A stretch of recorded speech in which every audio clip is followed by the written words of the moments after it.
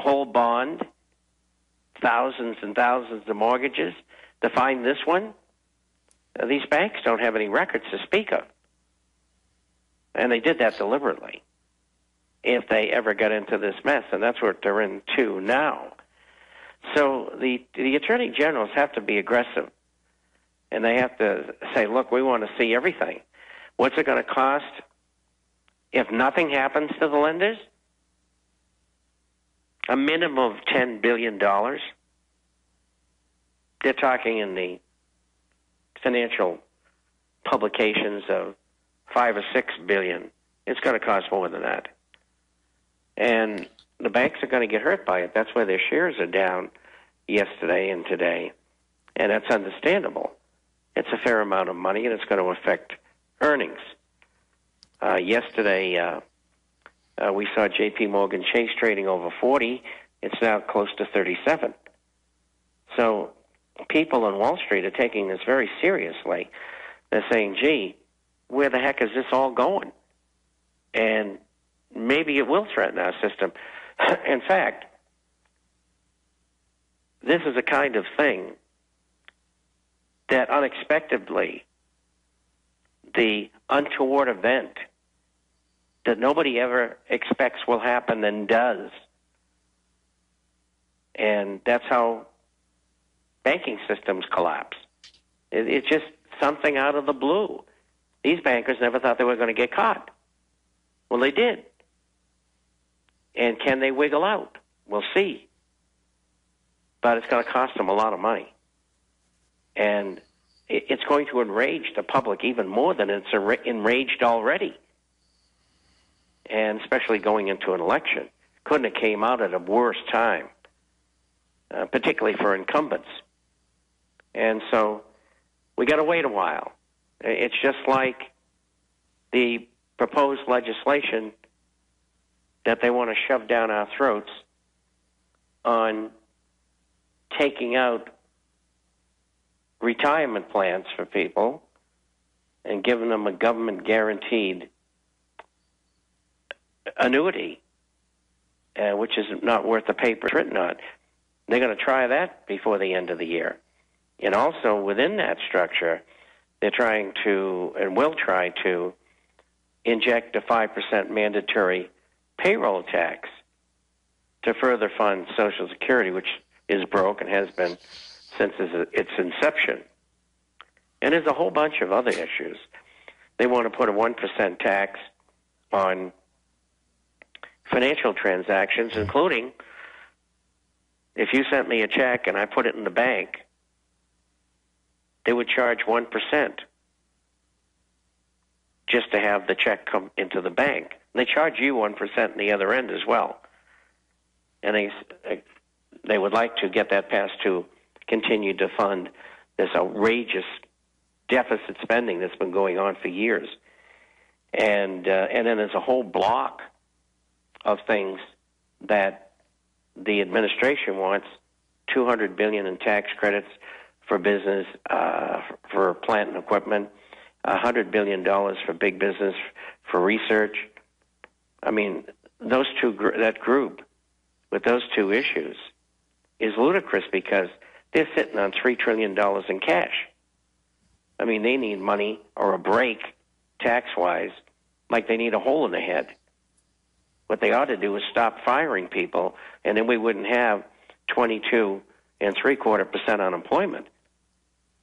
And then they're going to try to get $50 billion passed in infrastructure, and they'll probably get that because it puts people to work.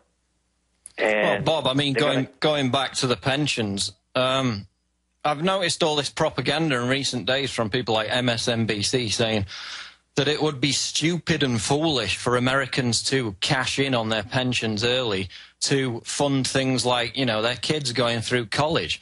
But, you know, if we're going to see what's unfolding in Europe right now, which is the riot police cracking people's heads because they're angry and incensed over a 2-year rise in the retirement age, then, I mean, it makes perfect sense for Americans to try and get their pensions out now, because in 2 years, there may be nothing left whatsoever if the government's talking about seizing them and confiscating them in this manner.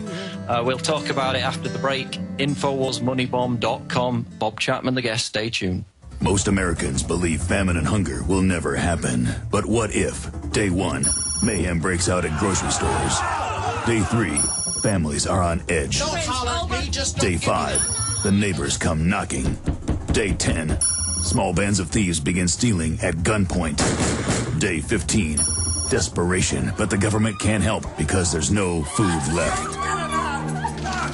Introducing the Grab-and-Go Emergency Food Supply from Solutions from Science. 84 delicious, nutritious food servings, including breakfast, lunch, and dinner entrees. Enough to feed 4 adults for a week. Every meal 100% vegetarian for longer shelf life. Claim your Grab-and-Go Emergency Food Supply today at foodshortagesolutions.com. That's foodshortagesolutions.com. Or call 877-327-0365. 877-327-0365. Grab-and-Go Emergency Food Supply. Better a year too soon than one day too late. The question is, where should the American people draw their line in the sand? What have we got? A republic or a monarchy? A republic is based on a constitution which protects minority rights. Not democracy, not mob rule, 2 wolves and a sheep voting on what's for dinner. So they think they own our land, they think they own our water, children, our education, our money. We have to define who we are and what we will tolerate. Somebody's going to ask you what you did during the Patriot Uprising. You have been warned.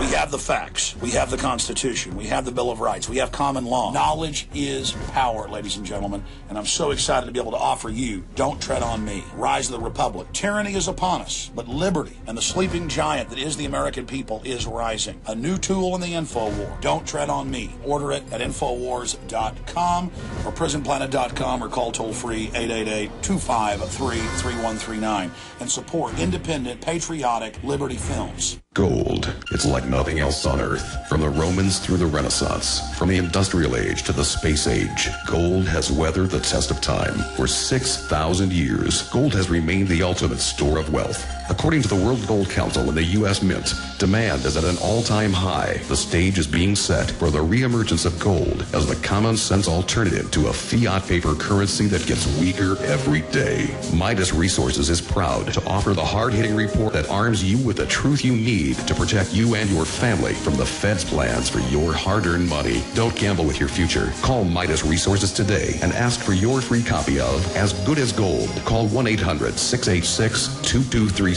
for the report the Fed hopes you'll never see. As Good as Gold can be yours by calling 800-686-2237. If you have ever thought about owning gold, you must read this report. Call Midas today at 800-686-2237. To ship a vehicle safely from point A to point B, which company should you choose? Easy. Stateway Auto Transport. Why trust Patriot-owned Stateway Auto Transport? Many reasons. Stateway is not just a broker, but a fully licensed and bonded carrier with its own fleet of trucks and $1 million of cargo coverage insurance. With Stateway, your vehicle rides safely on a direct route on the same truck, and your shipment is always door-to-door with no hidden fees. And every shipment includes free online vehicle tracking. Simply put, Stateway Auto Transport is the best, most efficient, quickest, and friendliest worldwide shipper in the business. To receive a free quote from a live customer service representative, call 877-848-7474 or see us online at statewayauto.com. That's statewayauto.com or call 877-848-7474. Ask about discounts for seniors, military, and all GCN listeners. Stateway Auto Transport, your one-stop shop for worldwide vehicle transport. No one knows what it's like to be the bad man, to be the sad man behind blue eyes. No one knows what it's like. It's Friday, October the 15th. Final hour of the Infowars Moneybomb Marathon. please make your donation at 888-253-3139 or go online to InfowarsMoneybomb.com. You can pay with your PayPal account or your credit card. We're joined by Bob Chapman. We're going to go to your calls in a couple of minutes. But, Bob, you were talking about, before the break, the rage in relation to the possible confiscation of private 401k pensions, which the government was having hearings on last week. Today we're seeing people in France throwing rocks at riot police. We've seen the Greeks engaged in running street battles. What do you think the US government will do if the middle classes of America, as virtually everyone is now predicting, hit the streets and begin to engage in a similar kind of widespread civil disobedience? What's going to happen? Well, I think it eventually will come to that. We have to wait to see after the election what form any legislation takes. And this could be a last gasp by the current administration while they still have the approving warm bodies there to pass this kind of legislation. I mean, you saw what happened to the health care bill and the financial regulation, two bills that should have never been passed but were. And you're going to see the same fight develop over this, and they're going to try to ram it through because it's a good opportunity for them to do that, and they may never get as good an opportunity again, and they'll go after the 1% tax, and they'll go after what the administration thinks they need to keep the economy going in the way of stimulus, we'll call it. And so if this sort of legislation is passed, most everybody out there doesn't know that it's pending. Only a handful of people. We talk about it here on this station, and I've talked about it in others, and of course in my publication. But there's only a handful of publications that have even picked up on it. And what I'm afraid of here is, for lack of knowledge, this thing could come up and they get a party line vote, they could get it passed. And it'll be devastating because people have individually anywhere from $15,000 to $1 million in IRAs and 401ks, and some of them I've seen are in the millions, not many.